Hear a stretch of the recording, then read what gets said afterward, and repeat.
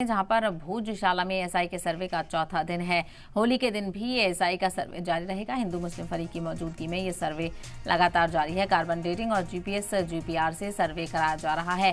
Court के हुक्म पर एएसआई सर्वे कर रहा है। तो आपको बताते चलें, धार में के भोजशाला में एएसआई के सर्वे का हुक्म दिया गया था और इस एएसआई के सर्वे का लगातार आज चौथा दिन है। 4 दिन से ये सर्वे जारी है। होली के दिन भी एएसआई का सर्वे जारी रहेगा। हिंदू मुस्लिम फरीक की मौजूदगी में ये सर्वे होगा।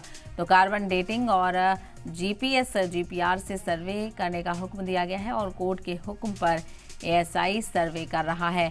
तो भोजशाला में भी एएसआई सर्वे को लेकर खासा सुर्खियां देखने को मिली थी और अब धार भोजशाला में एएसआई के सर्वे का आज चौथा दिन है और होली के दिन भी आज जारी रहेगा। किसी भी तरह से टीम की कोई छुट्टी नहीं है।